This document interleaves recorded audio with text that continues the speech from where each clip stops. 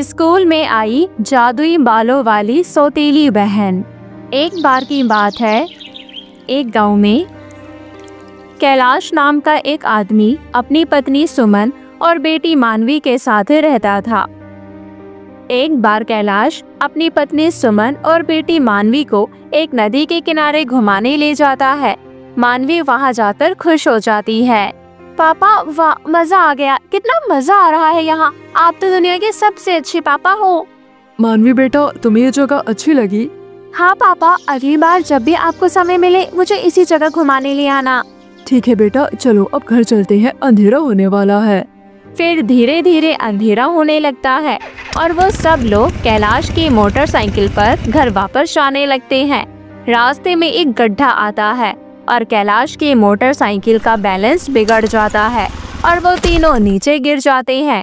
तभी एक ट्रक आता है और कैलाश और सुमन को कुचलता हुआ चला जाता है। उधर मानवी भी मोटरसाइकिल से गिरने के बाद बेहोश हो जाती है। जब उसे होश आता है तो वो एक हॉस्पिटल में होती है। वहाँ उसके चाचा लोकेश और चाची सुषमा खड़े होते हैं। चाचा चाची जी, आप यहाँ? मम्मी पापा कहाँ हैं? आप कुछ बोलते क्यों नहीं? मानवी बिटिया, तुम्हारी माँ और पिताजी उस रोड एक्सीडेंट में मारे गए, लेकिन चिंता मत करो, हम दोनों हैं उनकी जगह। अपने माता पिता की मौत की बात सुनकर मानवी रोने लगती है, लेकिन सुषमा उसे समझाती है। रो मत बेटी, होने को कौन टाल सकता है, शायद यही तुम्हारी किस्मत में था, लेकिन अब मैं हूँ ना तुम्हारी माँ, तुम अब हमारे साथ रहोगी। फिर लोकेश और सुषमा मानवी को अपने साथ लेकर घर आ जाते हैं और मानवी को बहुत प्यार से रखते हैं। लेकिन ये बात उसकी चचेरी बहन शालू को पसंद नहीं आती। वो मानवी से मन ही मन जलने लगती है। जब से ये मनहूस मेरे घर में आई है, मम्मी और पापा इसी की सेवा में लगे रहते हैं और इसे देखो मुंह बनाकर पड़ी रहती है ताकि वो इसके आगे पीछे घूमते रहे। फिर कुछ दिनों बाद लोकेश मानवी का दाखिला शालू के स्कूल में ही करवा देता है। एक दिन मानवी उदास होकर स्कूल के प्लेग्राउंड में बैठी होती है। तभी वहाँ शालू अपने क्लास के दोस्तों के साथ वहाँ आ जाती है और मानवी को परेशान करने लगती है। अरे देखो मनहूस को, जब देखो मुंह बनाए बैठी रहती है, पता नहीं अपने आप को क्या समझती है। शालू, मुझे लगता है इसे अपने बालों का बहुत घमंड है, तभी ये किसी से बात नहीं करती। तो क्यों ना इसका घमंड ही तोड़ दे, हम इसके बाल ही काट देते हैं। तुम्हारा आइडिया बहुत ही बढ़िया है।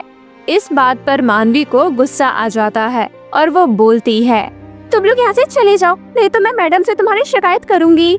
अच्छा, तो हमारी मैडम से शिकायत करेगी? अपने आप को बड़ी तेज समझती है, हम तुझे शिकायत लगाने लायक छोड़ेंगे ही नहीं।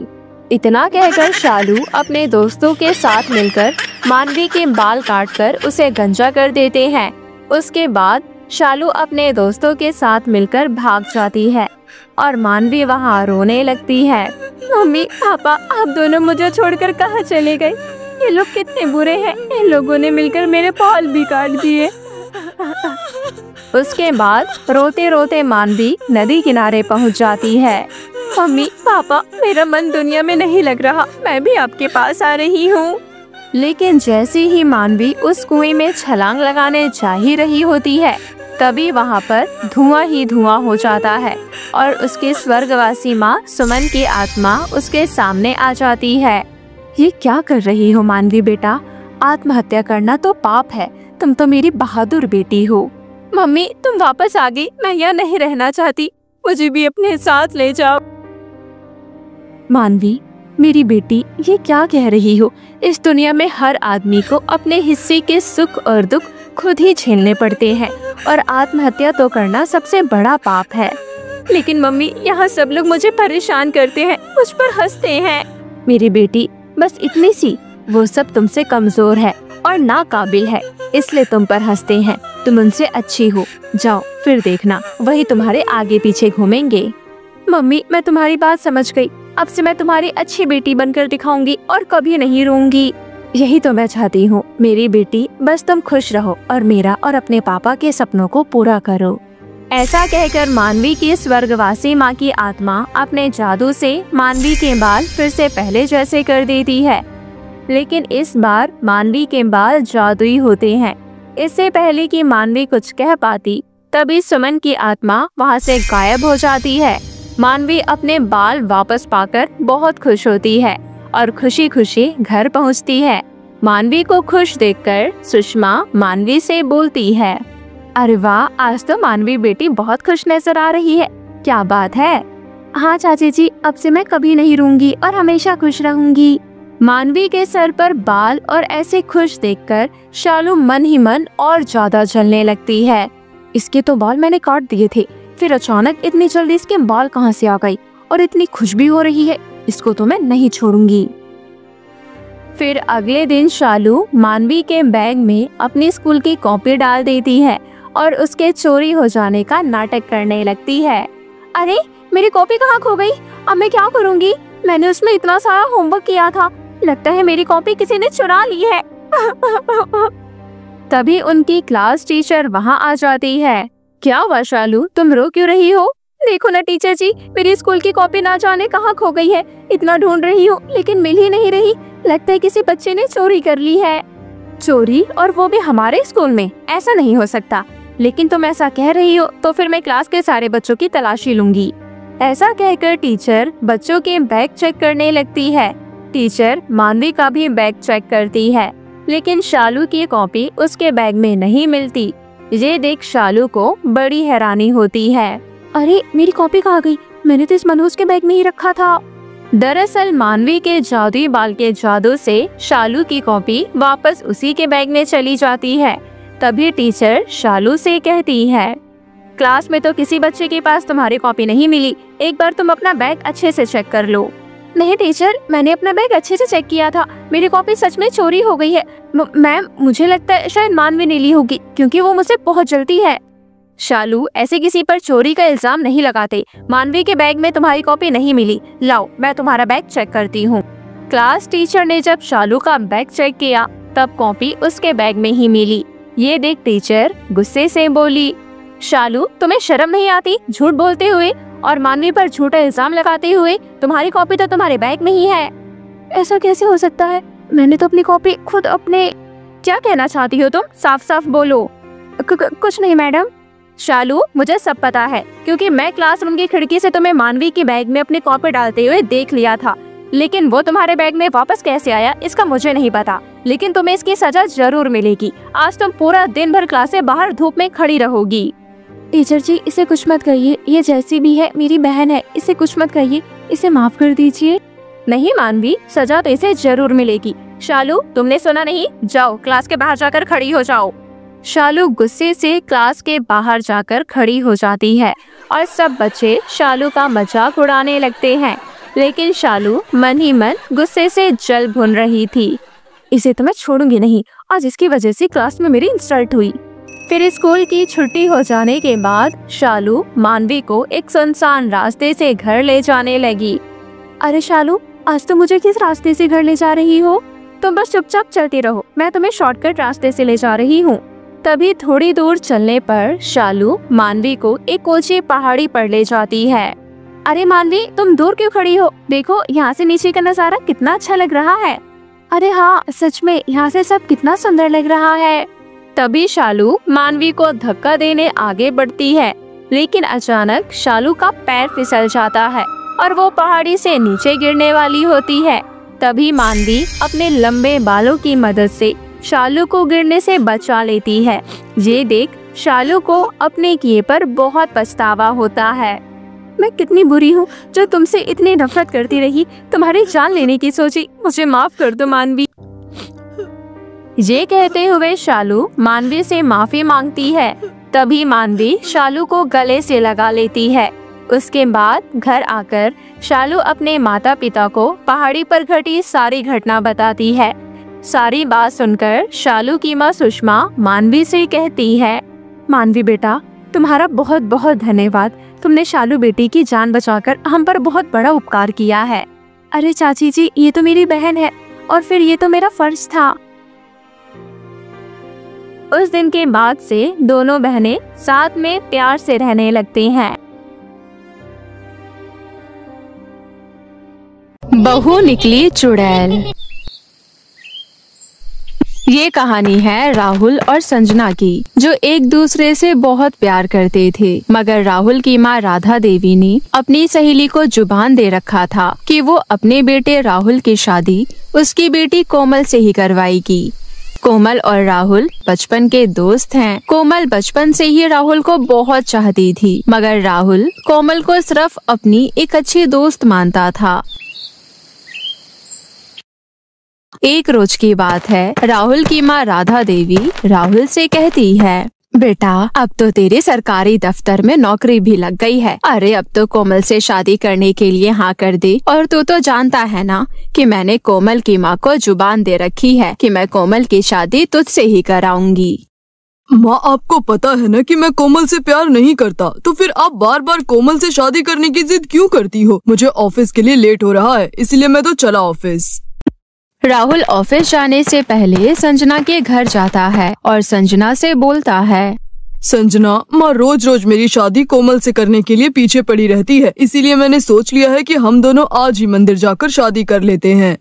राहुल, तुम तो जानते हो कि मेरे पिताजी एक मजदूर हैं। उनके पास मेरी शादी करने के लिए बिल्कुल भी पैसे नहीं हैं। और अगर तुम्हारी माँ ने मुझे बहू के रूप में स्वीकारा नहीं तो? संजना, तुम इन सब की चिंता मत करो, बस शादी के लिए हाँ कर दो।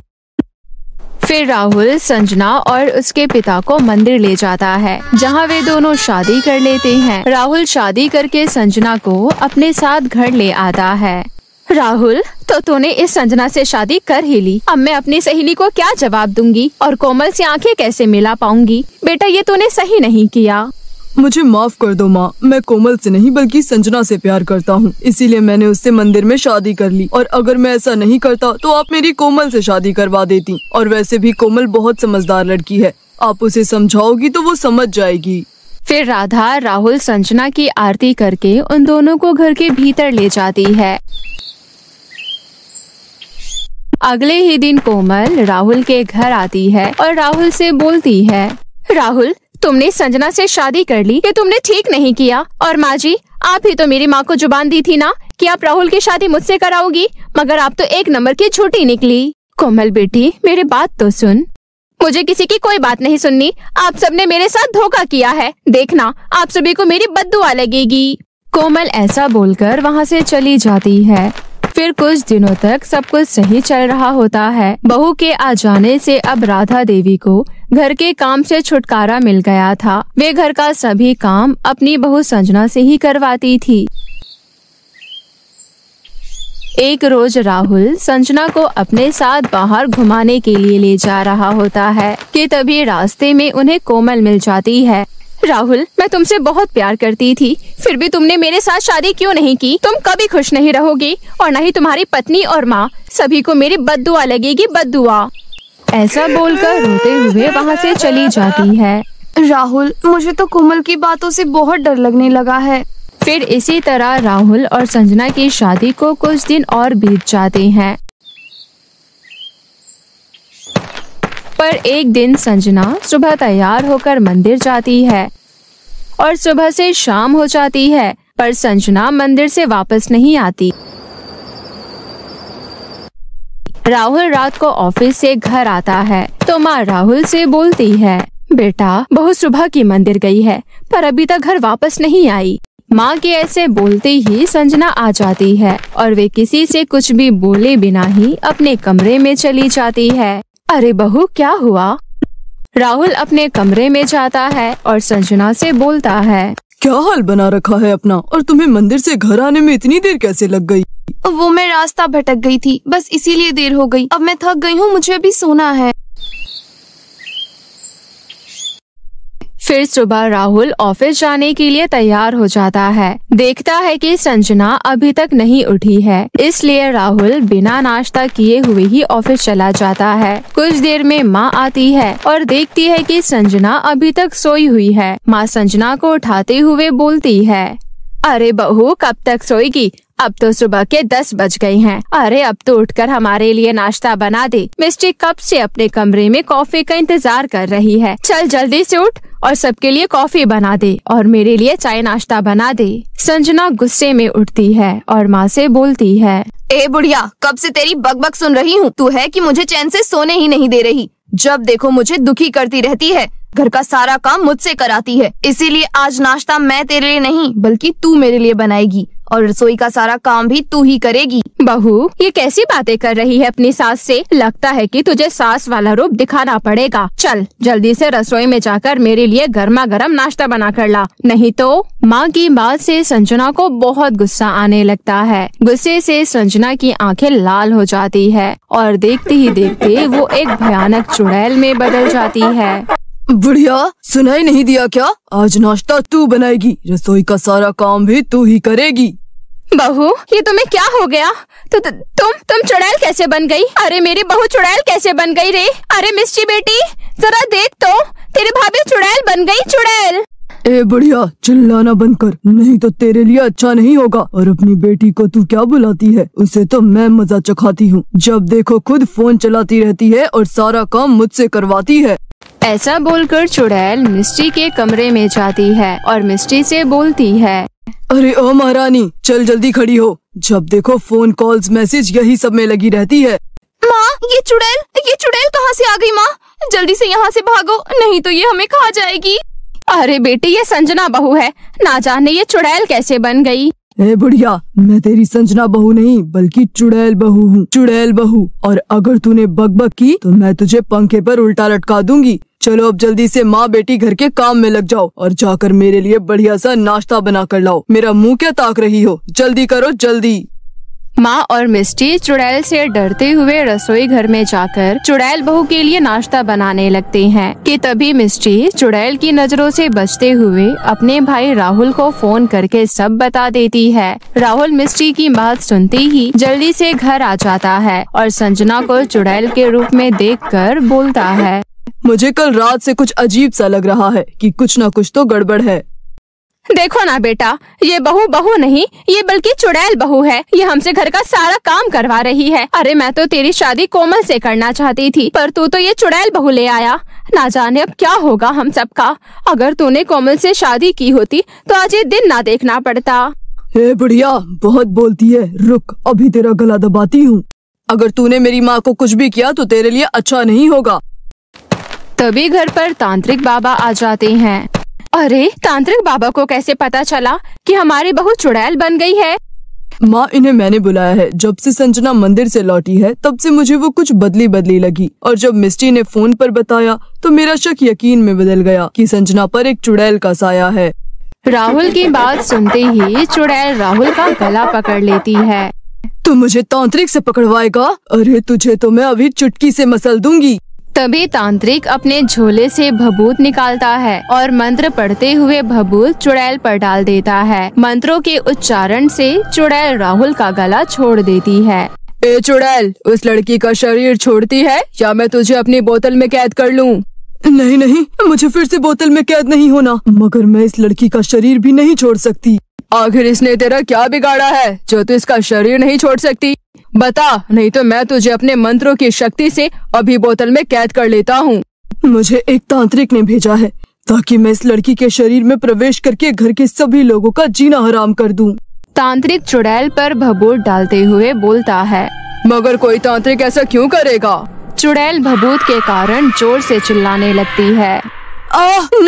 नहीं, वो सब मैं नहीं जानती, पर हाँ इतना जरूर जानती हूँ कि ये कोमल नाम की लड़की ने उस तांत्रिक को ऐसा करने को कहा था और इसके बदले उस लड़की ने उस तांत्रिक को बहुत सारा सोना दिया था। अब तो मैंने सब कुछ सच बता दिया है। अब मुझ में ये भभूत डालना बंद करो। ये भभूत के कारण मेरा पूरा बदन जलने लगा है। ये सब सुनकर राहुल गुस्से से कोमल के घर जाता है और उसे पकड़कर अपने घर ले आता है। कोमल, तुम्हारा पर्दाफाश हो चुका है। अब तो मैं तुम्हें जेल भिजवा कर ही रहूंगा। राहुल, मुझे जेल नहीं जाना, मुझे माफ कर दो। मैं तो तुमसे प्यार करती थी, तुमसे शादी करना चाहती थी, बस इसलिए मैंने ये सब किया।